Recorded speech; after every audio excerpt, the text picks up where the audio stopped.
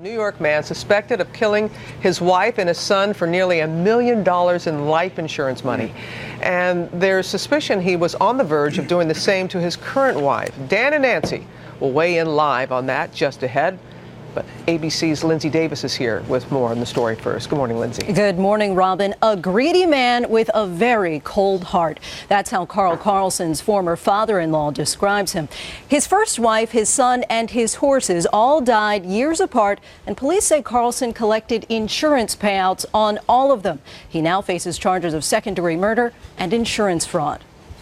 This morning, 52-year-old Carl Carlson is sitting in a jail cell, accused of murdering his son, nearly 2 decades after the suspicious death of his first wife. He's accused of some horrible things.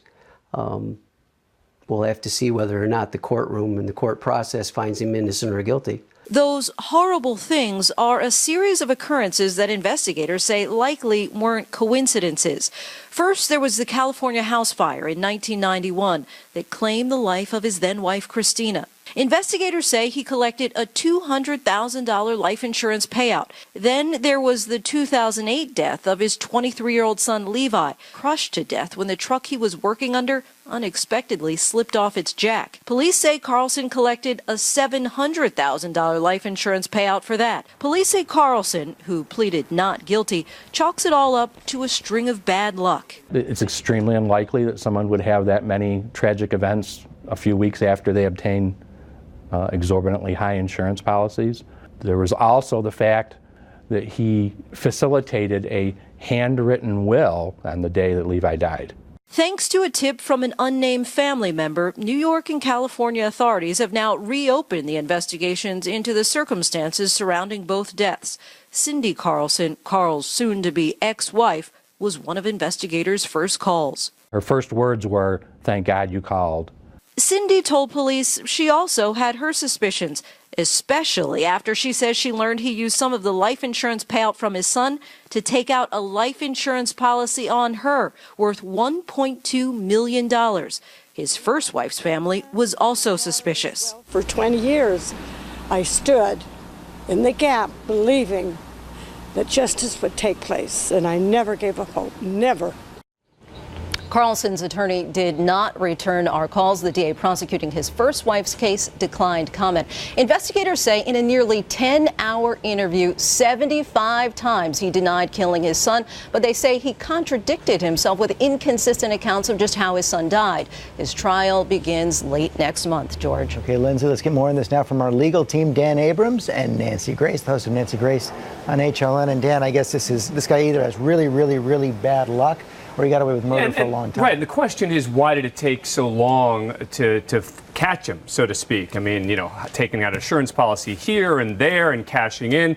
But there is a real legal question here about whether they're going to be able to introduce this tape. Meaning this wife very bravely goes and gets him to make all these confessions on tape. But it's his wife. And there is a spousal privilege in New York that very well could allow him to prevent her from testifying. And so there's going to be a big legal fight over whether that tape comes in. Nancy, how could prosecutors get that tape into evidence? Well, there's not going to be a problem at all. Like all the rules in the world, they're made to be broken. Just like hearsay, there are over 20 exceptions to that. There are exceptions to the marital privilege as well. Number one, he stated these things to his wife in confidence, but they were sitting in an open restaurant surrounded by people, including cops. I don't know how confidential that was. Number two, the marriage must be viable for the confidence to exist. They were in the process of a divorce. Number three, the confidence, the marital privilege does not apply if it is about the mistreatment, abuse, or murder of a domestic relative, a wife or a child. He killed his son and he killed his first wife. And she was afraid he was going to kill her next. And let me point out one other thing about that 1991 fire that I didn't hear mentioned. Let me point out that he saved his other 3 children, but his wife died in the bathroom. Well, guess what? Didn't just die. A few days before the fire, he boarded up the window with 17 nails so she couldn't get out. She was trapped in the bathroom and burned to death. Yeah, look, you're not going to hear me defending this guy.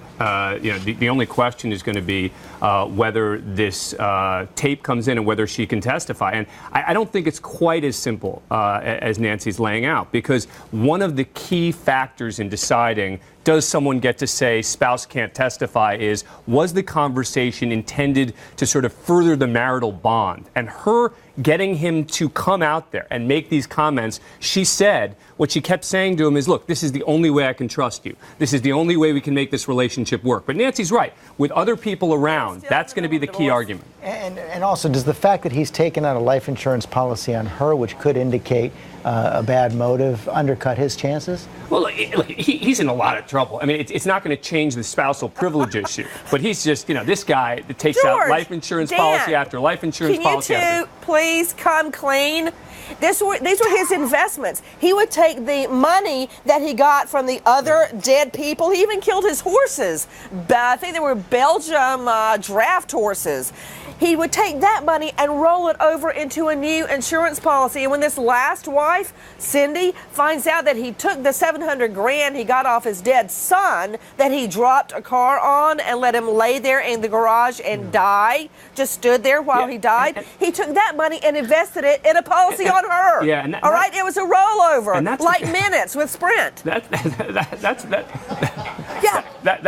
the question. Is how did they not suspect? Did anybody mention the walker? And I think part of Dan, have you seen him hobbling around on a walker? But he only does it in court. When he's not in court, he doesn't need a walker. Hello? Yeah.